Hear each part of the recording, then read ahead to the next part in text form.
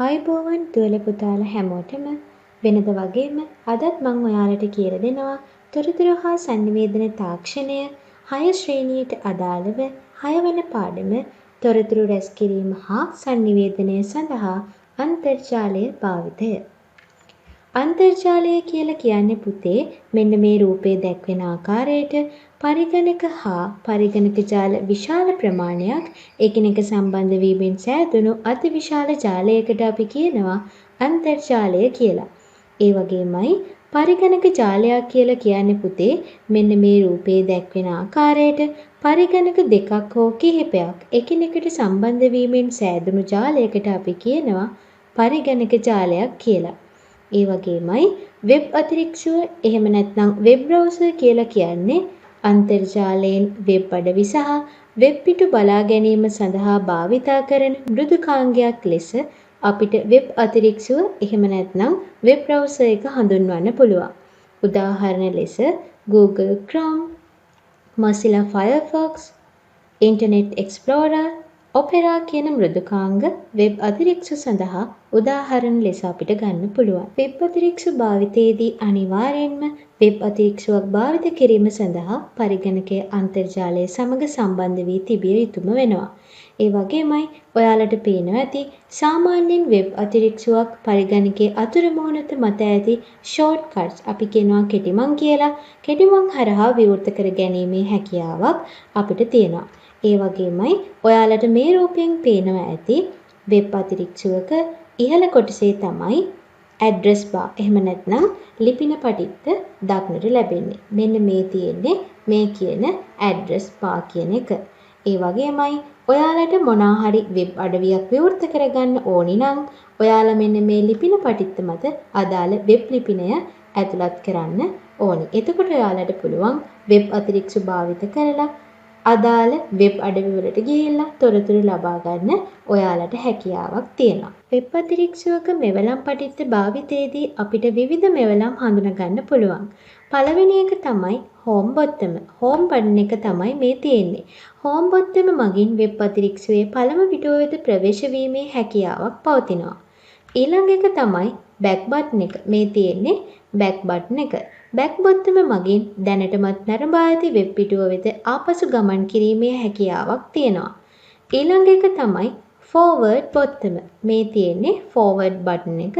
Forward බොත්තම මගින් back බොත්තම click කිරීමට පෙර රැඳී සිටි වෙබ් පිටුව වෙත නැවත ගමන් කිරීමට හැකියාවක් තියෙනවා. ඊළඟ එක තමයි රීෆ්‍රෙෂ් බටන් එක. ඔයාලට පේනවා ඇති රීෆ්‍රෙෂ් බොත්තම මගින් දැනට රැඳී සිටින වෙබ් පිටුව යාවත්කාලින කිරීමේ හැකියාවක් තියෙනවා. සෙවුම් යන්ත්‍ර ගැන කතා කරනකොට අපි මුලින්ම දැනගෙන ඉන්න ඕනි සෙවුම් යන්ත්‍ර එහෙමත් නැත්නම් සර්ච් එන්ජින් කියන්නේ මොකක්ද කියලා. සෙවුම් යන්ත්‍ර කියලා කියන්නේ පුතේ අන්තර්ජාලයෙන් තොරතුරු සොයා ගැනීම සඳහා භාවිතා කරන මෘදුකාංගයක් ලෙස හඳුන්වන්න පුළුවන්. උදාහරණ ලෙස Google, Bing, Yahoo වගේ මෘදුකාංග සෙවුම් යන්ත්‍ර සඳහා උදාහරණ ලෙස ගන්න පුළුවන්.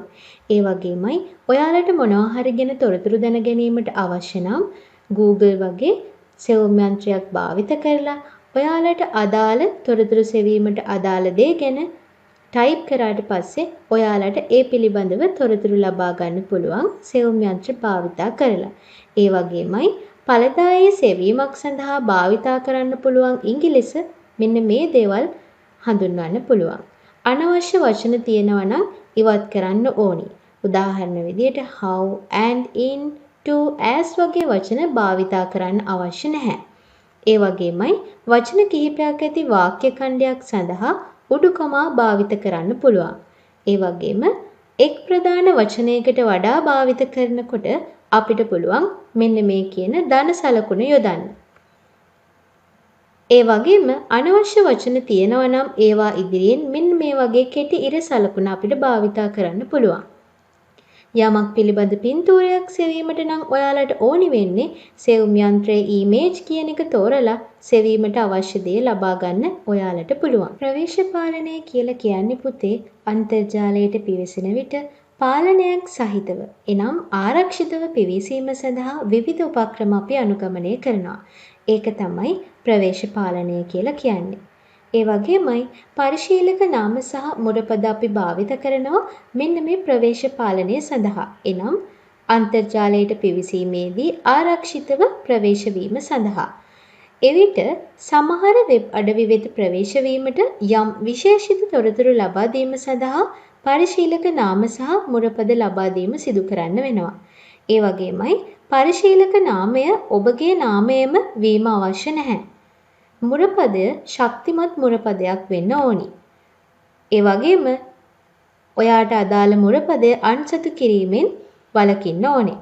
ඒ වගේම තමයි මුරපද භාවිතා කිරීමේදී අපි සුදුසු මුරපදයක් භාවිතා කරන්න ඕනි. ඔයාලට පේනවා ඇති සුදුසු මුරපදයක් දීලා තියෙනවා. ඒ වගේම නුසුදුසු මුරපදයක් දීලා තියෙනවා. ඔයාලට පේනවා ඇති මෙන්න මේ වගේ ශක්තිමත් මුරපදයක් භාවිතා කරන්න ඕනි. ඒ කියන්නේ මුරපදය නිර්මාණය කිරීමේදී ඉංග්‍රීසි ඇල්ෆබෙට් එකේ අකුරු ඒ වගේම ඉලක්කම් ඒ වගේම විශේෂ සංකේත වගේ භාවිත කරලා අපිට පුළුවන් සුදුසු මුරපදයක් නිර්මාණය කරගන්න. ඒ වගේමයි විද්‍යුත් තැපෑල සුරක්ෂිතව භාවිතා කිරීමේදී අපි නොදන්නා පුද්ගලයන් ඒවා ඇති විද්‍යුත් ලිපි විවෘත කිරීමේදී අපි සැලකිලිමත් වෙන්න ඕනේ. ඒ වගේම තමයි ඒ වගේ ලිපි විවෘත කිරීමේදී ඒවායේ අති සබඳි වෙත පිවිසීමෙන් වැළකීම සහ ඒවාට පිළිතුරු යැවීමෙන් වැළකී සිටින්න ඕනි. ඒ වගේම විද්‍යුත් තැපෑල හරහා තොරතුරු ඉල්ලා සිටින ඕනෑම ආයතනයක් වෙත සොයා බැලීමෙන් තොරව අපි තොරතුරු ලබා දෙන්න හොඳ නැහැ. මෙන්න මේ දේවල් ගැන අපි සැලකිලිමත් වෙන්න ඕනි විද්‍යුත් තැපෑල සුරක්ෂිතව භාවිතා කිරීමට නම්. ඒ වගේම පුතේ අන්තර්ජාලය හරහා අපිට සුරක්ෂිතව ගනුදෙනු කිරීමේ හැකියාවක් පවතිනවා. ඒ අනුව මාර්ගගතව ගනුදෙනු සිදු කරන්න පුළුවන්. ඒ හරහා මාර්ගගතව භාණ්ඩ මිලදී ගැනීම, ඒ වගේම භාණ්ඩ විකිණීම ආදී දේවල් අපිට අන්තර්ජාලය හරහා සුරක්ෂිතව කිරීමේ හැකියාවක් පවතිනවා. එහෙමනම් පුතේ අද මම ඔයාලට කියලා දුන්නා අන්තර්ජාලය කියලා කියන්නේ මොකක්ද? ඒ වගේම තොරතුරු හුවමාරු කර ගැනීම සඳහා අන්තර්ජාලයේ සේවාවන් රැසක් පවතිනවා කිව්වා. ඒ වගේම අදාළ වෙබ් ලිපින භාවිත කරලා වෙබ් බ්‍රවුසර්ස් හරහා අපිට අදාළ දේවල් ලේඛන, පින්තූර, ඒ වගේම වීඩියෝ ඕනම තොරතුරක් හුවමාරු කර ගැනීමේ හැකියාවක් තියෙනවා. ඒ වගේමයි පුතේ අන්තර්ජාලය ඔස්සේ ලිපි යැවීම සඳහා භාවිතා කරන සේවාව ඊමේල් කියලා හැඳින්වුවා.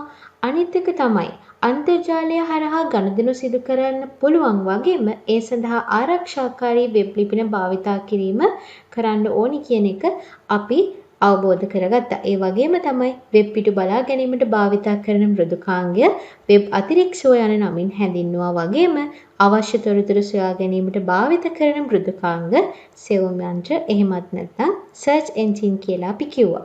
ඒ වගේමයි පුතේ දැන් අපිට පුළුවන් වෙබ් බ්‍රවුසර් එක එහෙම නැත්නම් වෙබ් අතිරික්ෂව සහ සෙවුම් යන්ත්‍ර එහෙම නැත්නම් සර්ච් එන්ජින් සංසන්දනය කර දක්වන්න. වෙබ් අතිරික්ෂව කියලා කියන්නේ පුතේ වෙබ් පිටු බලා ගැනීමට භාවිතා කරන මෘදුකාංගය. ඒ වගේමයි සෙවුම් යන්ත්‍ර කියලා කියන්නේ අවශ්‍ය තොරතුරු සොයා ගැනීමට භාවිතා කරන මෘදුකාංගය. වෙබ් අතිරික්ෂව මගින් වෙබ් අඩවි වලට ප්‍රවේශ වීමට වෙබ් ලිපින භාවිත කරනවා. සෙවුම් යන්ත්‍ර නම් තොරතුරු සෙවීමට අදාළ වචන එහෙම නැත්නම් වාක්‍ය භාවිත කරනවා. වෙබ් අතිරික්ෂව නම් වෙබ් ලිපිනයට අදාළ වෙබ් අඩවිය විවෘත වෙනවා. සෙවුම් යන්ත්‍රවලදී නම් වෙබ් අඩවි ලයිස්තුවක් අපිට ලබා දෙනවා. එහෙමනම් පුතේ මෙන්න මේ කියන කරුණු ගැන තමයි අද පාඩමේදී අපි කතා කරේ. මං හිතනවා පාඩම පිළිබඳව පැහැදිලි අවබෝධයක් ඔයාලට ලැබෙන්න ඇති කියලා. Thank you.